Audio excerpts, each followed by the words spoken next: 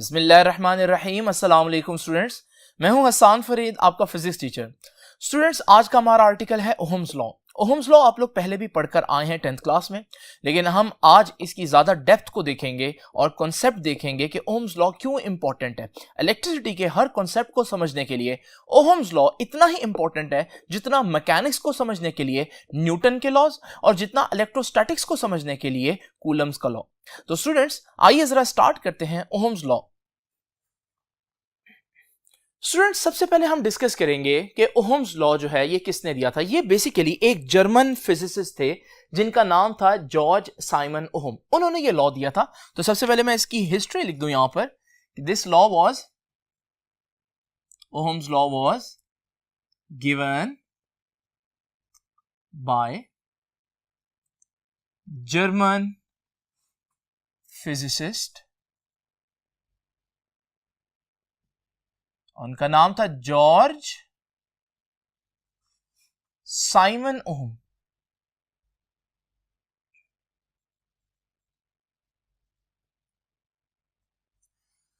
दूसरी बात इस लॉ के बारे में इंपॉर्टेंट यह है कि यह लॉ जो है वो किस लिए दिया गया था, क्या स्टडी करने के लिए। याद रखिएगा, दो क्वांटिटीज हम पढ़ चुके हैं, एक करंट और एक वोल्टेज। करंट और वोल्टेज का या करंट और पोटेंशियल डिफरेंस का आपस में क्या रिलेशन बनता है, ये लॉ हमें बताएगा। यानी कि अगर आपसे पूछा जाए इस लॉ का एप्लीकेशन, इस लॉ का फायदा क्या है, तो आप बताएंगे it gives us a relationship between voltage and current, जो कि बहुत इंपॉर्टेंट क्वांटिटीज हैं। तो स्टूडेंट्स याद रखिएगा, this law was given by German physicist George Simon ohm. और दूसरी बात इस लॉ के बारे में क्या है, ये लॉ क्या करता है जी, Ohm's law gives a relationship between voltage, voltage को हम पोटेंशियल डिफरेंस भी कहते हैं। ये नाम पहले आपको बताया हुआ चैप्टर नंबर 12 में, याद रखिएगा। वोल्टेज का दूसरा नाम पोटेंशियल डिफरेंस, पीडी लिख देता हूं। तो वोल्टेज एंड करंट, तो याद रखिएगा स्टूडेंट्स, वोल्टेज और करंट के दरमियान क्या रिलेशनशिप होता है, ये हमें बताएगा ओहम्स लॉ। स्टूडेंट्स, अगर मैं आपसे एक सवाल पूछूं और वो सवाल ये है कि मेरे पास एक गन है और एक बुलेट है, व्हाट डू यू थिंक, इनमें से कौन ज्यादा डेंजरस है, विच हर्ट्स यू एक्चुअली, तो आपका जवाब ज्यादातर बच्चों का बुलेट ही होगा। क्योंकि आप देखते हैं कि बुलेट ही वो फिजिकल चीज है जो आपकी बॉडी में पेनिट्रेट करके डैमेज करती है। लेकिन स्टूडेंट्स, अगर बुलेट वाकई में डेंजरस है तो फिर मैं इस बुलेट को अगर आप पर थ्रो करूं, क्या ये आपको हर्ट करेगी? आप कहेंगे नहीं। इसका मतलब अब वही बुलेट है, वही मैस है, वही मटेरियल है, लेकिन अब ये डेंजरस नहीं है आपके लिए। इसका मतलब it's not the bullet who is dangerous, ये बुलेट नहीं होती जो डेंजरस होती है, बल्कि it is the energy behind that bullet which can make the bullet dangerous और नॉट। ये उसके पीछे एनर्जी होती है, वो कितनी स्पीड से आ रही है, वो एनर्जी जो है वो उसी बुलेट को डेंजरस भी बना सकती है और नहीं भी बना सकती। तो इसका मतलब वो एनर्जी देता कौन है? डेफिनेटली वो एनर्जी, वो स्पीड तो जब आप बुलेट को गन में डालते हैं तो फिर गन ही देती है। इसका मतलब दिखने में बज़ाहिर ऐसा लग रहा है जैसे कि सारा डैमेज की जो वजह है वो बुलेट है, लेकिन हकीकत में अगर आप देखें तो असल कसूर बुलेट का नहीं है, असल कसूर जो है वो गन का है, क्योंकि वो बुलेट को इतनी एनर्जी दे रही है कि वो बुलेट जो है वो आपके लिए डेंजरस बन जाती है। लेकिन हम डेली लाइफ में क्या ये बोलते हैं कि गन लगने की वजह से एक बंदा मर गया? नहीं, हम कहते हैं कि बुलेट लगने की वजह से एक बंदा मर गया। इसका मतलब यह हुआ कि डेली लाइफ में हम जो कुछ बोल रहे होते हैं जरूरी नहीं कि वो सही भी हो। अगर मैं इसी क्वेश्चन को आज के आर्टिकल से रिलेट करूं और वो क्वेश्चन कुछ इस तरह से पूछूं कि स्टूडेंट्स, आपके ख्याल में हु इज डेंजरस, करंट और वोल्टेज? तो स्टूडेंट्स, अब आप डेली लाइफ की बात करें तो आप फौरन देखेंगे कि आप डेली लाइफ में क्या सुनते हैं, करंट लगने से एक बंदा हर्ट हो गया, करंट लगने से ये हो गया, करंट लगने से वो हो गया, यानी कि you are always blaming current. लेकिन हम जानेंगे क्या ये करंट भी उसी तरह तो नहीं बदनाम जिस तरह से बुलेट बदनाम है। हर शख्स बुलेट को कोसता है, लेकिन गन की बात कोई नहीं करता। बिल्कुल कहीं ऐसा तो नहीं है कि करंट जो है उसका असल कसूर ना हो बल्कि असल कसूर वोल्टेज का हो। लेकिन स्टूडेंट्स, इस बात का जवाब जानने के लिए कि कौन इनमें से ज्यादा डेंजरस है, पहले हमें देखना पड़ेगा कि करंट और वोल्टेज के कॉन्सेप्ट्स क्या हैं। ऑल्दो ये कॉन्सेप्ट्स हम पढ़ चुके हैं, वोल्टेज के बारे में हम चैप्टर नंबर 12 में पढ़ के आए हैं, करंट के बारे में चैप्टर नंबर 13 में पढ़कर आए हैं, लेकिन अभी हम यहां पर दोबारा से आपको करंट और वोल्टेज का एक छोटा सा इंट्रोडक्शन दे देते हैं। स्टूडेंट्स जरा तवज्जो कीजिए, मेरे पास एक वायर के अंदर कुछ चार्जेस मैं आपको शो कर रहा हूं, आप देख रहे हैं ये चार्जेस मूव नहीं कर रहे, ये बिल्कुल ऐसे ही नहीं मूव कर रहे जैसे एक जगह पर अगर कुछ पानी मौजूद हो तो वो मूव नहीं करता। और आपको मालूम है अगर मैं इस पानी को एक जगह से हाइट ज्यादा दे दूं तो फिर आपको मालूम है मैंने एक एनर्जी का डिफरेंस क्रिएट कर दिया। अब हमारे पास ये एनर्जी का जो डिफरेंस है ये पानी को, जो हाई एनर्जी पर मौजूद पानी है, उसको मजबूर करेगा कि ये नीचे को आए। अब पानी फ्लो करेगा। इसका मतलब अगर आप चाहते हैं पानी का फ्लो मुसलसल रहे तो आपको पानी में एनर्जी का एक डिफरेंस क्रिएट करना पड़ता है।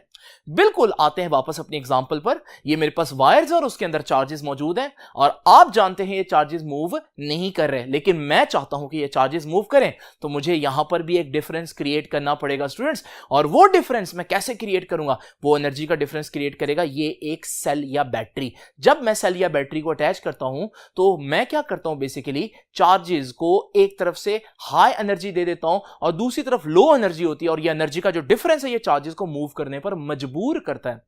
लेकिन स्टूडेंट्स, मैं सेल को आपको अगर यूं इमेजिन करवाऊं तो ज्यादा क्लैरिटी होगी कि सेल बेसिकली वायर को एक तरफ से ज्यादा एनर्जी प्रोवाइड कर देता है, जिसकी वजह से वो चार्जेस जो हाई एनर्जी एंड पर हैं वो मूव करते हैं लो एनर्जी एंड की तरफ।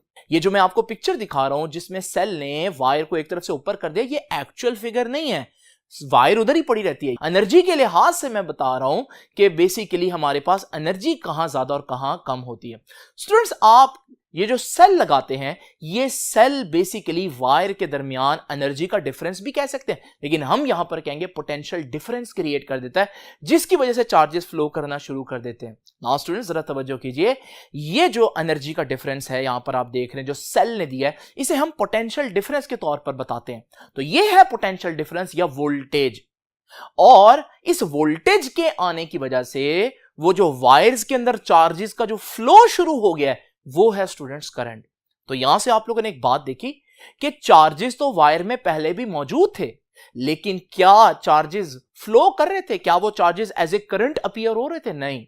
इसका मतलब करंट के लिए सबसे इंपॉर्टेंट चीज क्या है? सबसे इंपॉर्टेंट चीज वोल्टेज है। यानी अगर मैं ये बात कहूं तो ये गलत नहीं होगी कि बेसिकली एक सर्किट के अंदर जो आपके वोल्टेज हैं वो एक पुश है करंट के लिए, वो एक धक्का है करंट के लिए, याद रखिएगा।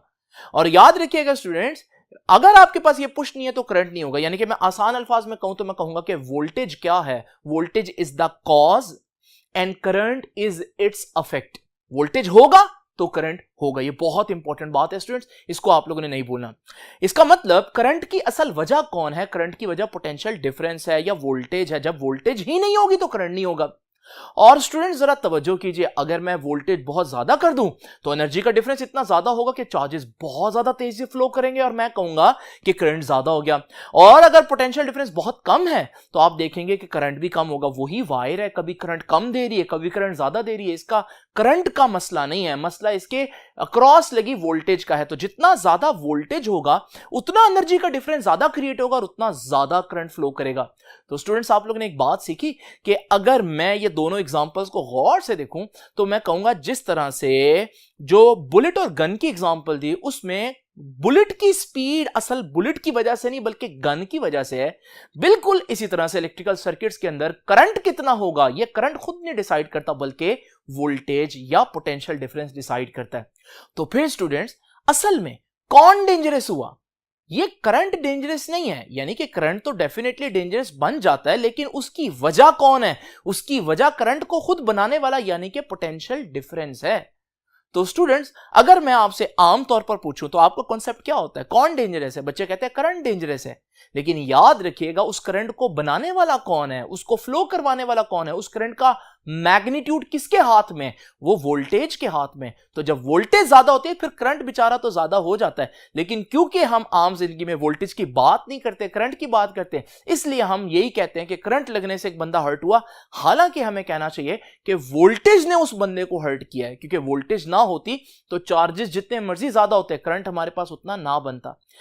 आम बंदे ये बात नहीं जानते, लेकिन टेक्निकल लोग ये बात जानते हैं। यही वजह है वापडा के किसी ट्रांसफार्मर के पास से गुजरे तो और वहां बहुत ज्यादा खतरा हो, तो आप देखते हैं वहां इस तरह का उन्होंने एक बोर्ड लगाया होता है, और उस बोर्ड पर आपको प्रिकॉशन ये दी होती है कि आप लोग इसके करीब ना आए, क्योंकि यहां बहुत हाई वोल्टेज है। देखें किसको ब्लेम कर रहे हैं इंजीनियर्स, वोल्टेज को, क्योंकि उन्हें मालूम है असल मसला वोल्टेज का है। जब वोल्टेज ज्यादा होती है फिर करंट तो ज्यादा हो जाता है, लेकिन असल मसला करंट का नहीं है, असल मसला वोल्टेज का है, क्योंकि करंट तो खुद वोल्टेज के हाथों में ही है, वो उसको कंट्रोल कर सकता है। तो स्टूडेंट्स, आमतौर पर मैं अगर आपसे पूछूं कि ये मेरे पास दो वायर्स हैं, एक वायर आपको बड़ी थिक किस्म की खौफनाक वायर नजर आ रही है और एक बड़ी बेजरर सी पतली सी वायर नजर आ रही है, मैं कहता हूं दोनों में करंट है, किसको हाथ लगाएंगे? आम बंदा जो है वो फौरन ही सोचता है कि यार ये तो मोटी वायर है, मोटी वायर मतलब ज्यादा चार्जेस होंगे इसके अंदर, तो वो इसको नहीं टच करता और वो प्रेफर करेगा वो पतली वायर को टच करे। लेकिन स्टूडेंट्स याद रखिएगा, ये वायर का मसला नहीं है। अगर मैं आपको पूरी पिक्चर दिखाऊं कि ये जो छोटी वायर है जो बज़ाहिर बेजरर लग रही है, जिसके अंदर मौजूद चार्जेस की तादाद कम है, लेकिन उसके साथ जो बैटरी अटैच है वो हमारे पास 100 वोल्ट्स की है, और वो जो बज़ाहिर खौफनाक वायर है जिसके अंदर लग रहा है बहुत चार्जेस होंगे, लेकिन उसके साथ सिर्फ 2 वोल्ट्स का एक सेल लगा हुआ है।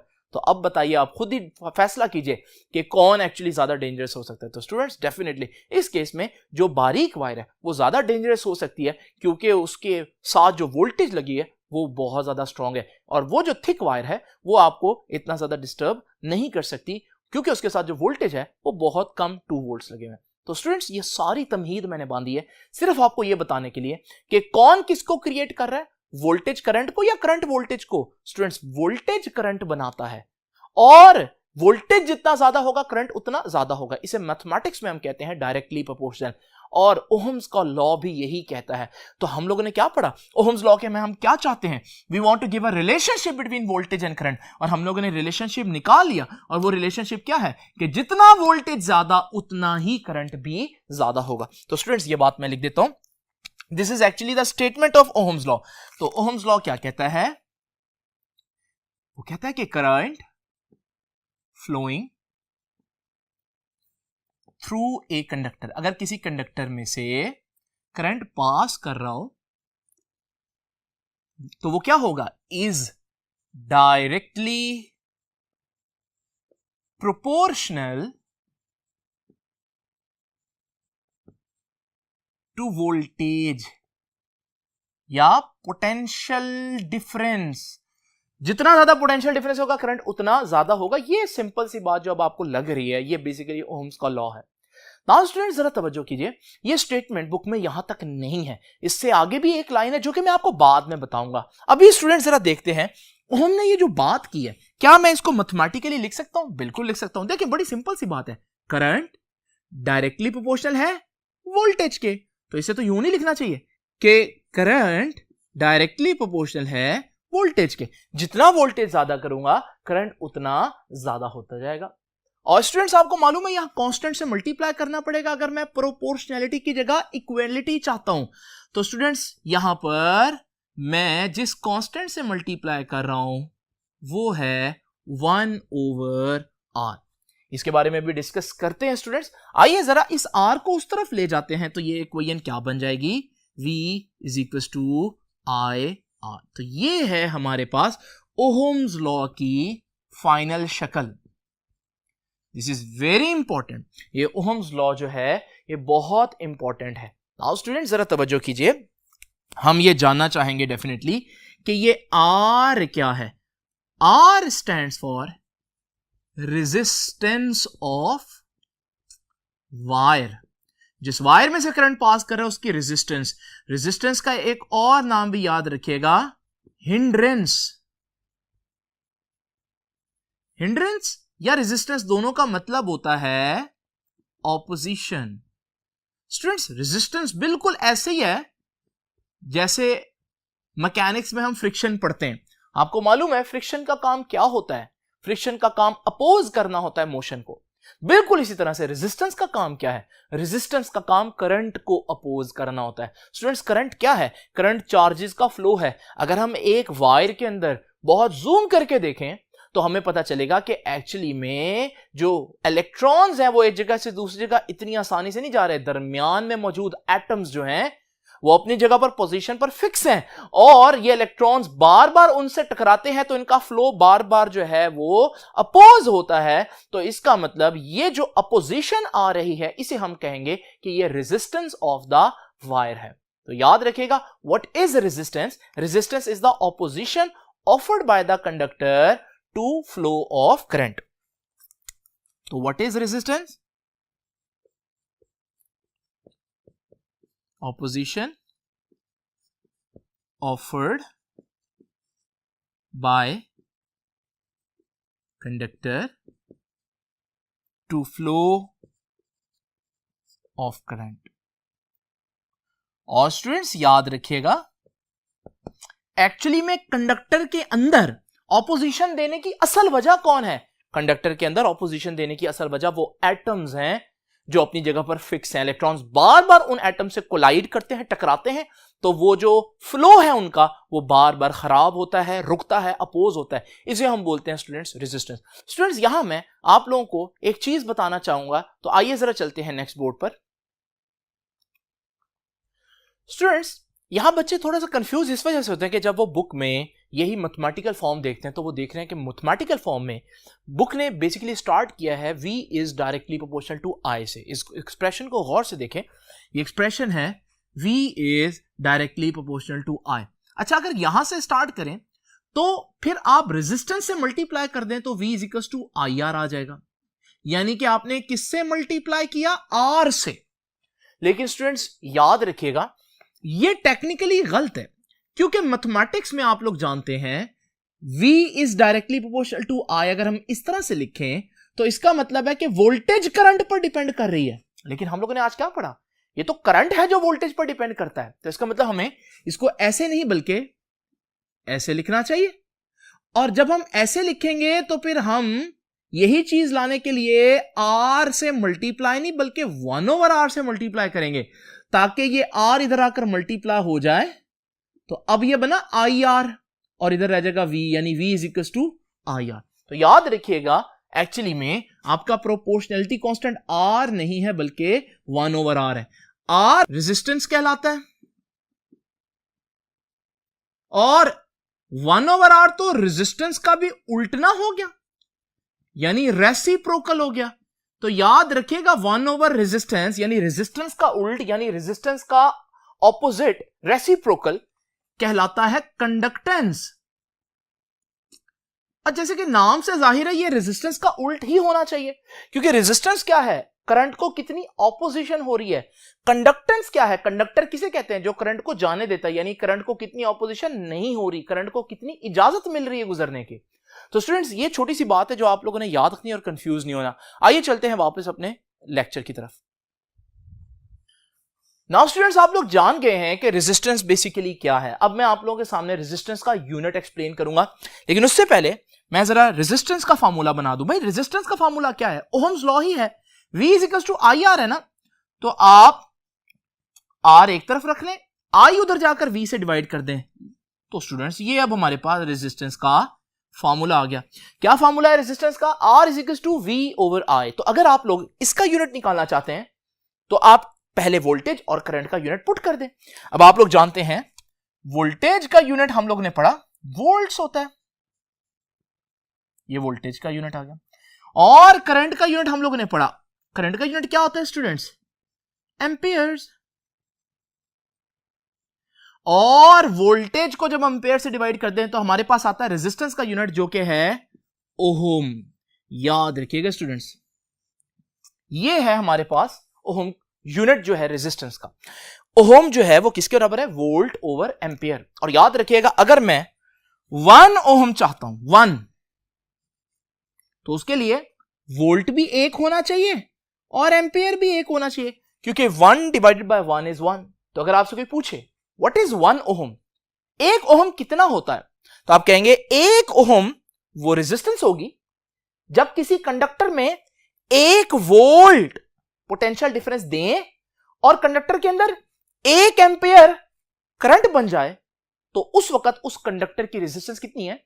1 ओहम। तो 1 ओहम क्या है? 1 ohm is the resistance of the conductor if 1 volt produce 1 ampere current. अगर किसी कंडक्टर के अंदर 1 वोल्ट का पोटेंशियल डिफरेंस 1 एम्पियर का करंट बना दे, तो ये रेजिस्टेंस जो होगी उसकी वो 1 ओहम कहलाएगी। तो स्टूडेंट्स, ये डेफिनेशन आप लोगों ने जो मैंने बार बार बोल दी है, ये यहां पर आप लोगों ने लिख लेनी है। इजी डेफिनेशन है, अब आप लोग लिख लीजिएगा। मैं मजीद आगे लेकर चलता हूं इसको। Factors affecting resistance. रेजिस्टेंस जो है मटेरियल की, वो किन फैक्टर्स पर डिपेंड करती है? स्टूडेंट्स याद रखिएगा, 2-3 फैक्टर्स हैं। फैक्टर नंबर 1,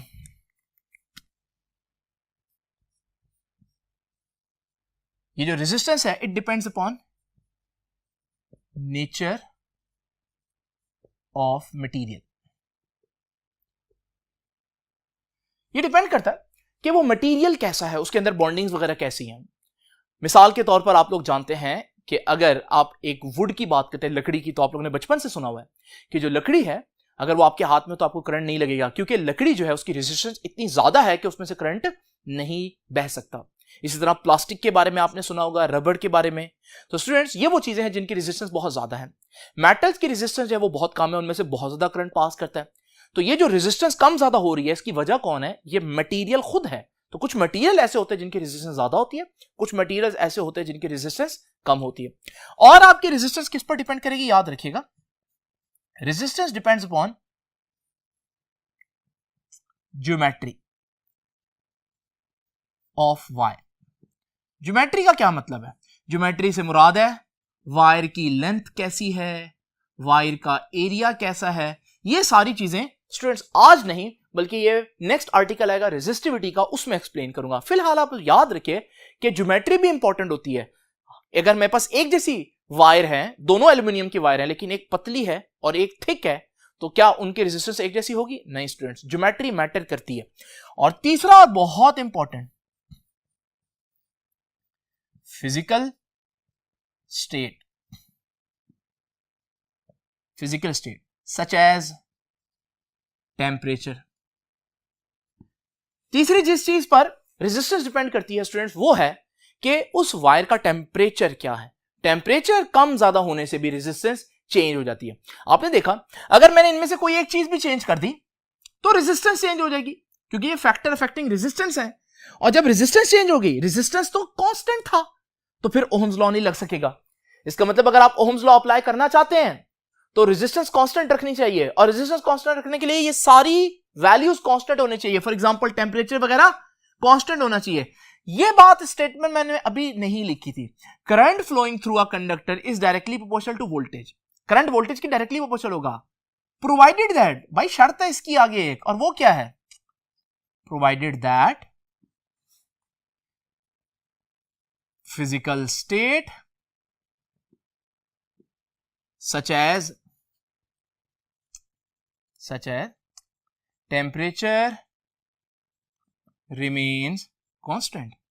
याद रखिएगा, ये वाली बात मैंने पहले नहीं बताई थी। तो टेम्परेचर वगैरह कांस्टेंट रहना चाहिए। उसकी वजह क्या है? क्योंकि अगर टेम्परेचर चेंज हुआ तो रेजिस्टेंस चेंज हो जाएगी, और रेजिस्टेंस चेंज हुई तो याद रखिएगा हमारे पास रेजिस्टेंस चेंज होने से फिर ओहम्स लॉ नहीं लगेगा। इनमें से सारी चीजें कांस्टेंट रहनी चाहिए अगर आप ओहम्स लॉ को स्टडी कर रहे हैं। तो स्टूडेंट्स, ये तो होगी चंद बातें ओहम्स लॉ के बारे में। आप लोगों ने देखा है कि बुक में ये आर्टिकल जो है वो बगैर किसी हेडिंग के है, लेकिन मैंने आप लोगों के सामने इसको इस तरह से लिख दिया हेडिंग्स देकर, ताकि अगर आपको लॉन्ग क्वेश्चन में आ जाए तो आपको प्रॉब्लम अटेम्प्ट करने में ना हो। नाउ स्टूडेंट्स, आइए अब जरा चलते हैं नेक्स्ट बोर्ड पर और देखते हैं मजीद इसमें हमें क्या जानना है। स्टूडेंट्स, हमारे पास जितने भी मटेरियल्स हैं उनको हम दो कैटेगरीज में डिवाइड कर सकते हैं। एक को हम बोलते हैं ओहमिक सब्सटेंसेस, एक को बोलते हैं नॉन ओहमिक सब्सटेंसेस। इनका नाम ही जाहिर कर रहा है ये बेसिकली कौन से सब्सटेंसेस हैं। ओहमिक सब्सटेंसेस डेफिनेटली कौन होंगे? जो ओहम्स लॉ को ओबे करेंगे। तो याद रखिएगा कि ओहमिक सब्सटेंसेस क्या करते हैं? दे ओबे ओहम्स लॉ। ओहम्स लॉ कहता क्या है? ओहम्स लॉ कहता है करंट वोल्टेज के डायरेक्टली प्रोपोर्शनल है। तो इनमें अगर हम देखते हैं ओहमिक सब्सटेंसेस में, तो जब भी मैं वोल्टेज डबल करता हूं तो करंट डबल हो जाता है। जब भी मैं वोल्टेज 3 टाइम्स बढ़ाऊंगा तो करंट भी 3 टाइम्स बढ़ जाएगा। दूसरे अल्फाज में करंट वोल्टेज के वाकई में डायरेक्टली प्रोपोर्शनल है। तो मैं ये भी कह सकता हूं ओमिक सब्सटेंसेस में क्या होता है, current is directly proportional to voltage. ये नॉन ओमिक सब्सटेंसेस हैं, डेफिनेटली इनको फिर मैं क्या कहूंगा, नॉन ओमिक, ओहम्स लॉ को ओबे नहीं करेंगे, they do not obey Ohm's law, यानी इनमें करंट वोल्टेज के डायरेक्टली प्रोपोर्शनल नहीं होगी। इन पर मैं बाद में आता हूं, पहले मैं आपको इनकी कुछ इंपॉर्टेंट कैरेक्टरिस्टिक्स बता दूं। नाउ स्टूडेंट्स जरा तवज्जो कीजिए, करंट वोल्टेज के डायरेक्टली प्रोपोर्शनल है, ये ओहम्स लॉ को ओबे कर रहे हैं। ऐसा क्या खास बात है इनमें कि ये ओहम्स लॉ को ओबे कर रहे हैं? ओहम्स लॉ की स्टेटमेंट में आप लोगों ने पढ़ा कि ओहम्स लॉ तब ओबे होता है जब प्रोपोर्शनैलिटी कांस्टेंट जो कि रेजिस्टेंस है वो चेंज ना हो, और अगर रेजिस्टेंस कांस्टेंट रहेगी तो फिर ही ओहम्स लॉ फॉलो होगा, फिर ही वोल्टेज डबल करने पर करंट भी डबल होगा, वोल्टेज 3 टाइम्स करने पर करंट भी 3 टाइम्स होगा। तो इसका मतलब याद रखिएगा स्टूडेंट्स, हमारे पास ये वो मटेरियल्स हैं जिनमें रेजिस्टेंस कांस्टेंट रहती है, करंट के फ्लो के दौरान रेजिस्टेंस चेंज नहीं होती। तो याद रखिएगा ओमिक सब्सटेंसेस में रेजिस्टेंस रिमेन्स कांस्टेंट। उसके बाद एक और इंपॉर्टेंट बात, जैसे कि मैंने आपको बताया इनमें करंट वोल्टेज के डायरेक्टली प्रोपोर्शनल है। तो स्टूडेंट्स जरा इमेजिन करें, मेरे पास, मैं इनका एक ग्राफ बनाता हूं, मैं एक ग्राफ लेता हूं जिसमें एक्स एक्सिस पर वोल्टेज है और वाई एक्सिस पर करंट है, और इस वक्त आप देख रहे हैं कि जो हमारे पास वोल्टेज है वो 2 है, 2 वोल्ट्स, और करंट है इस वक्त 40 मिली एम्पियर। अगर ये ओमिक सब्सटेंसेस हैं तो फिर अगर मैं वोल्टेज 2 से डबल करके 4 कर दूं तो करंट भी 40 से डबल होकर 80 मिली एम्पियर होना चाहिए।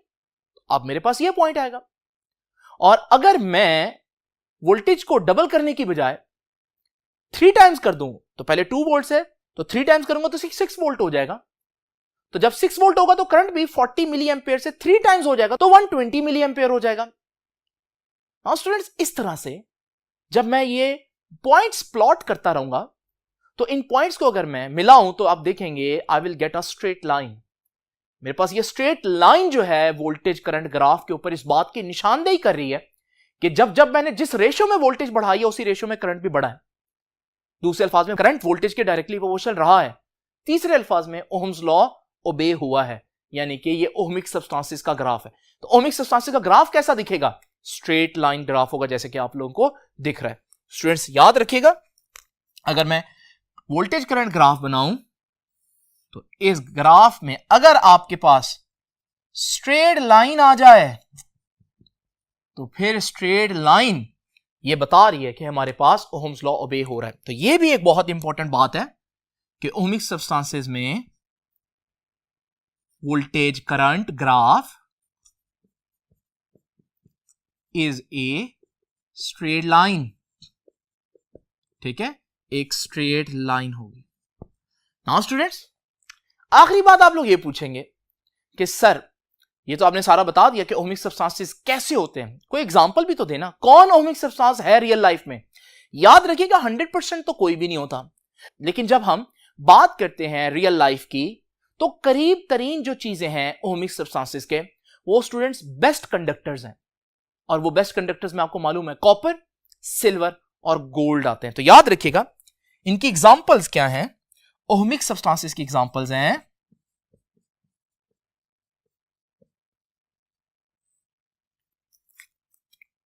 कॉपर, पहले मैं कह देता हूं जनरल, कौन है इसकी एग्जांपल्स? मेटालिक कंडक्टर्स, मेटल के जो कंडक्टर्स होते हैं वो ओमिक होते हैं। और याद रखिएगा आगे हम फर्दर एग्जांपल दे सकते हैं कॉपर, इसके अलावा हम एग्जांपल दे सकते हैं सिल्वर, गोल्ड एटसेट्रा। ये हैं स्टूडेंट्स ओमिक सब्सटेंसेस। तो ओमिक सब्सटेंसेस की सारी कैरेक्टरिस्टिक्स मैंने आप लोगों के सामने बता दी विद एग्जांपल्स। अब जरा वापस चलते हैं, डिस्कशन को नॉन ओमिक की तरफ लेकर जाते हैं। तो जैसे कि मैं आपको बता चुका हूं, नॉन ओमिक सब्सटेंसेस क्या होते हैं? जो ओहम्स लॉ को ओबे नहीं करेंगे। जो ओहम्स लॉ को ओबे नहीं करेंगे उनमें वजह क्या है ओहम्स लॉ को ओबे ना करने की? यहां तो रेजिस्टेंस कांस्टेंट रहती थी, तो फिर यहां पर रेजिस्टेंस कांस्टेंट नहीं रहेगी। तो याद रखिएगा students, why they are non ohmic? Because resistance is not constant. Resistance change होती है। जब हम बात करते हैं चेंज की, तो चेंज दो किस्म का होता है, बढ़ जाना, कम हो जाना, इंक्रीज होना, डिक्रीज होना। याद रखिएगा, नॉन ओमिक में दोनों कंडीशंस आ सकती हैं।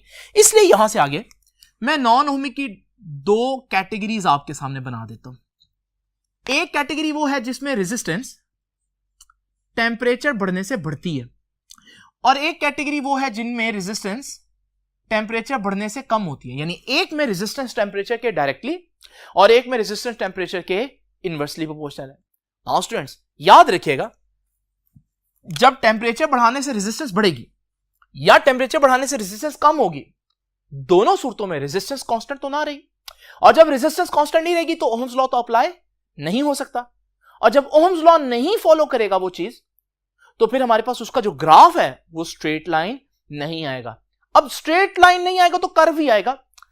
तो यहां पर कैसा कर्व आएगा, जरा तवज्जो से देखना है आप लोगों ने। इसमें हमारे पास जो ग्राफ है वो कुछ इस तरह से आ रहा है, ठीक है जी। ये ग्राफ आगे जाकर कर्व हो रहा है। अगर ये ओहम लॉ को फॉलो करता रहता तो आप देखते ग्राफ ऐसे ही जाता रहता स्ट्रेट, लेकिन आप देख रहे हैं ग्राफ का आगे जाकर कर्व होना ये बता रहा है कि अब हमारे पास वोल्टेज बढ़ने से करंट उतना नहीं बढ़ रहा। अगर उतना बढ़ता तो इसी लाइन के ऊपर ही रहती ये ग्राफ, लेकिन ग्राफ का नीचे को टर्न होना ये बता रहा है कि वोल्टेज आपने बढ़ाई लेकिन करंट उतना नहीं बढ़ा। तो याद रखिएगा ये ओहम्स लॉ को ओबे नहीं कर रहा।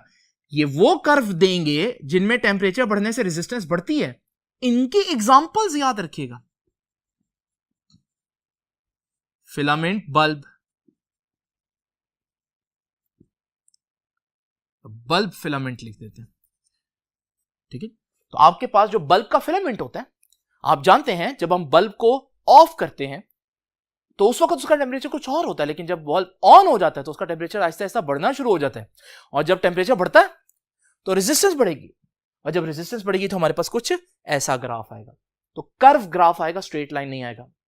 और स्टूडेंट्स याद रखिएगा, वो सब्सटेंसेस जिनमें टेम्परेचर बढ़ने से रेजिस्टेंस बढ़ती नहीं बल्कि कम होती है, उनका ग्राफ स्टूडेंट्स कुछ ऐसे होगा। यहां पर भी आप देख रहे हैं कि स्ट्रेट लाइन नहीं है ग्राफ, बल्कि ग्राफ एक कर्व है। इनमें एग्जांपल कौन है, याद रखिएगा, इनमें एग्जांपल्स हैं डायोड्स, जंक्शंस, पीएन जंक्शन आपने पढ़ा होगा, सेमीकंडक्टर्स। सेमीकंडक्टर्स में कौन आ जाता है, सिलिकॉन, जर्मेनियम, और एक नाम आगे बताऊंगा, यहां पर बता रहा हूं लेकिन आगे पढ़ेंगे, और वो है, नीचे लिख देता हूं, थर्मिस्टर्स। थर्मिस्टर्स।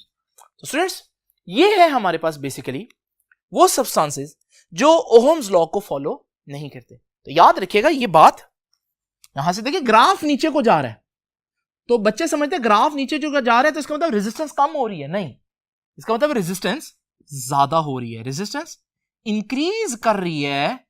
इस वजह से ग्राफ जो है वो डाउनवर्ड जा रहा है, क्योंकि ग्राफ में अगर आप इधर देखें तो वाई एक्सिस पर करंट है, और ग्राफ का उधर को बेंड होना ये बता रहा है कि करंट उतना नहीं पैदा हो रहा उस कंडक्टर के अंदर।